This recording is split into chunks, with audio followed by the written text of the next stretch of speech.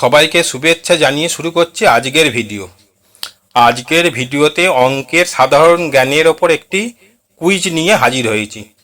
অঙ্কের এই সাধারণ জ্ঞানগুলি তোমাদের জানা দরকার। এই ভিডিওতে 10টি অঙ্কের জিকের ওপর প্রশ্ন আছে। প্রতিটি প্রশ্নের জন্য 4টি করে অপশন দেওয়া আছে। তোমাদের ভাবার জন্য কিছুক্ষণ টাইম দেওয়া হবে, তারপর উত্তরগুলি বলে দেওয়া হবে। তাই ভিডিওটি খুবই ইন্টারেস্টিং হতে চলেছে, কোনো অংশ স্কিপ না করে দেখবে। আর আমার চ্যানেলে যারা নতুন তারা অবশ্যই চ্যানেলটাকে সাবস্ক্রাইব করে দেবে। চলো শুরু করা যাক। কোশ্চেন নাম্বার 1, অঙ্কের জনক কে ছিলেন? দেখো 4টে অপশন দেওয়া আছে। কয়ে আছে আর্কিমিডিস, ক্ষয়ে আছে আর্যভট্ট, গয়ে আছে অ্যারিস্টটল, আর ঘয়ে আছে পিথাগোরাস। তোমাদের ভাবার জন্য কিছুক্ষণ সময় দেওয়া হলো।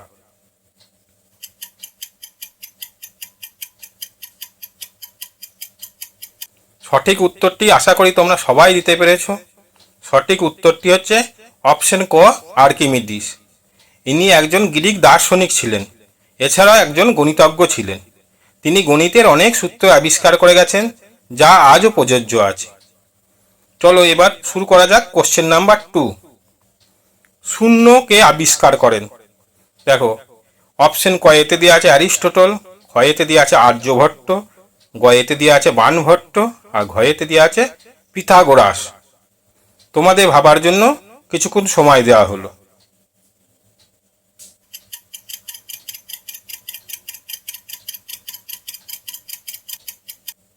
এখানে সঠিক উত্তরটি হবে অপশন খ, আর্যভট্ট।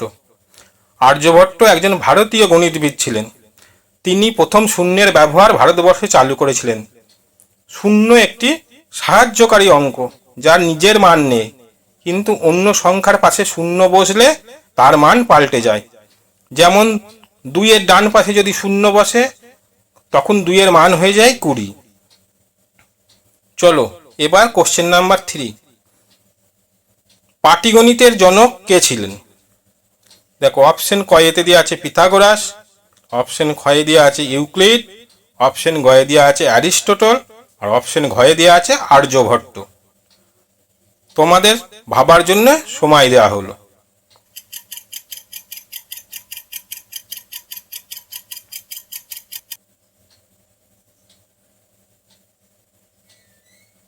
আশা করি সকলেই সঠিক উত্তর দিতে পেরেছ। এখানে উত্তরটি হবে অপশন ঘ, আর্যভট্ট। এবার ধরো কোশ্চেন নাম্বার 4। কোশ্চেন নাম্বার 4-এ আছে বীজগণিতের জনক কে? দেখো এখানে 4টি অপশন দেওয়া আছে। কয়েতে দেওয়া আছে পিথাগোরাস, ক্ষয়েতে দেওয়া আছে ইউক্লিড, গয়েতে দেওয়া আছে মোহাম্মদ ইবনে মুসা আল খাওয়ারিজমি, আর ঘয়েতে দেওয়া আছে আর্যভট্ট। এবার তোমাদের ভাবার জন্য কিছুক্ষণ সময় দেওয়া হলো।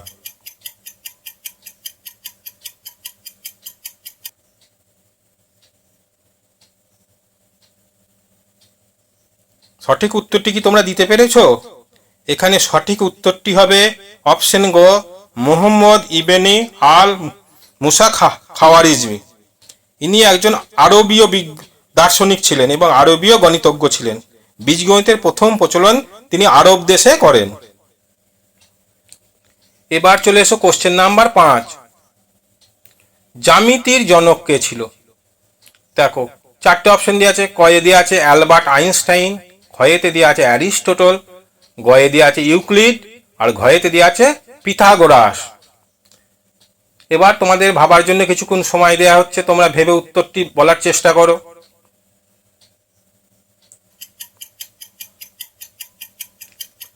এখানে সঠিক উত্তরটি হবে অপশন গ, ইউক্লিড।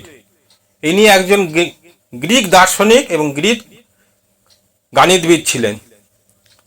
তিনি তার এলিমেন্টার নামক একটা গ্রন্থে জ্যামিতির অনেক উপপাদ্য এবং অনেক তথ্য লিখে গিয়েছিলেন, যে উপপাদ্যগুলো আজও চলছে।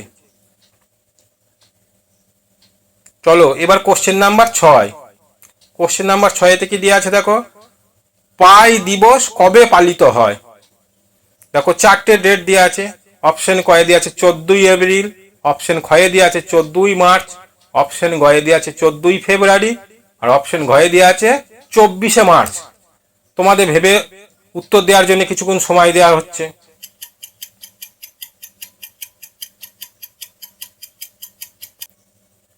এখানে সঠিক উত্তরটি হচ্ছে অপশন খ, 14ই মার্চ। 14ই মার্চ হচ্ছে পাই দিবস। এবার পাই কি তোমরা নিশ্চয়ই জানো। পাই একটি হচ্ছে গুণের ধ্রুবক রাশি, যেটা গাণিতিক ধ্রুবক রাশি হিসেবে ধরা হয়, যার মান হচ্ছে 22/7 বা 3.141।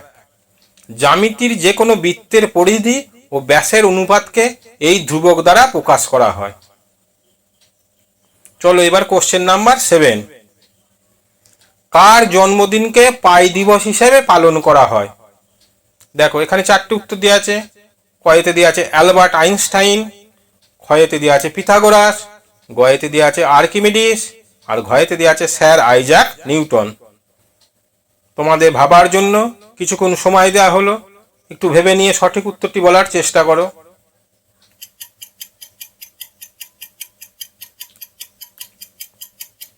এখানে সঠিক উত্তরটি হবে অপশন ক, অ্যালবার্ট আইনস্টাইন।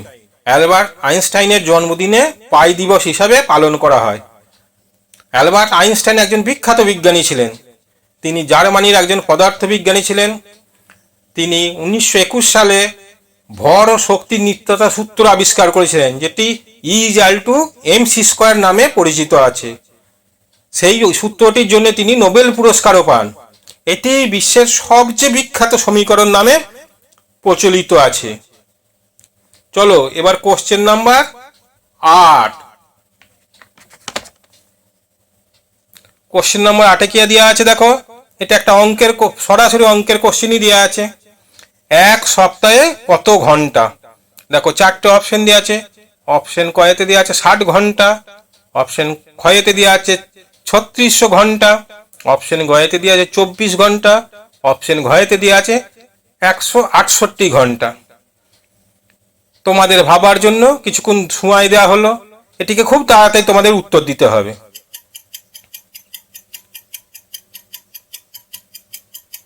দেখো এখানে সঠিক উত্তরটি হবে অপশন ঘ, 168 ঘন্টা। কি করে এটা আসছে দেখো, তোমরা জানো নিশ্চয় এক সপ্তাহে কতদিন? 7 দিন, আর একদিনে 24 ঘন্টা। তাহলে 7কে 24 দিয়ে গুণ করলেই যত হয় সেটাই উত্তর। এখানে 168 ঘন্টা সঠিক উত্তর। এসো এবার কোশ্চেন নাম্বার 9। দেখো এখানে কি দেওয়া আছে, 1 থেকে 100-র মধ্যে কয়টি মৌলিক সংখ্যা আছে? এখানে উত্তর দেওয়া আছে কয়ে 21টি, ক্ষয়ে 25টি, গয়ে 27টি, ঘয়ে 50টি। তোমাদের ভেবে উত্তরটি দিতে হবে। তোমাদের ভাবার সময় শুরু হলো এখন।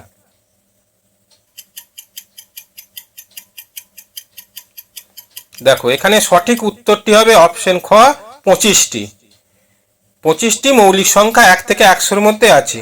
এবার মৌলিক সংখ্যা কাকে বলে তোমরা নিশ্চয়ই জানো। যে সংখ্যাকে 1 আর সেই সংখ্যা ছাড়া অন্য কোনো সংখ্যা দিয়ে ভাগ করা যায় না, তাদেরকেই মৌলিক সংখ্যা বলে। এবার 1 থেকে 100-র মধ্যে সেই জাতীয় সংখ্যাগুলিকে খুঁজে মোট কটা আছে সেটা বার করলেই হয়ে যাবে। এটা হচ্ছে 25টি। এবার কোশ্চেন নাম্বার 10। প্রথম 50টি স্বাভাবিক সংখ্যার গড় কত? দেখো এখানে 4টে অপশন দেওয়া আছে।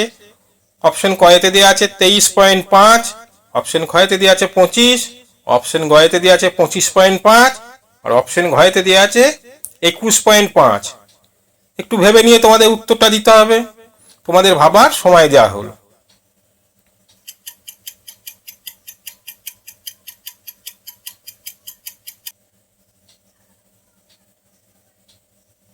আশা করি তোমরা সকলেই সঠিক উত্তর দিতে পেরেছো। এখানে সঠিক উত্তরটি হবে অপশন গ, 25.5। এটা কিভাবে করবে দেখো, এটা একটা তোমাদের একটা লজিক দেখিয়ে দিই। এখানে যতগুলি স্বাভাবিক সংখ্যা বলবে শেষ সংখ্যাটা নিয়ে নেবে, তারপরে যে সংখ্যাটি থাকবে তার অর্ধেক করে দিলেই উত্তর বেরিয়ে যাবে। দেখো এখানে 50টি বলেছে, 50-এর পরের সংখ্যাকে 51, 51 অর্ধেককে 25.5, তাহলে এখানে উত্তর হচ্ছে 25.5। একইভাবে যদি 100টি স্বাভাবিক সংখ্যার গড় করতে বলে তখন কি করবে, 100-র পরের সংখ্যা নেবে। 100-র পরের সংখ্যা কত? 101, 101-এর অর্ধেক হবে 50.5। এইভাবে যে কোনো প্রথম থেকে শেষ পর্যন্ত স্বাভাবিক সংখ্যার গড় বার করা যাবে। আশা করি তোমাদের ভিডিওটি খুবই ভালো লেগেছে। এবার কে কটি প্রশ্নের সঠিক উত্তর দিতে পেরেছো তোমরা অবশ্যই কমেন্ট করে জানাও। আর আমার ভিডিওটা ভালো লাগলে অবশ্যই লাইক করবে, শেয়ার করবে এবং আমার চ্যানেলটাকে সাবস্ক্রাইব করে দেবে। তোমাদের লাইক, শেয়ার এবং কমেন্ট আমাকে পরবর্তী ভিডিও বানাতে অনুপ্রাণিত করবে। ধন্যবাদ।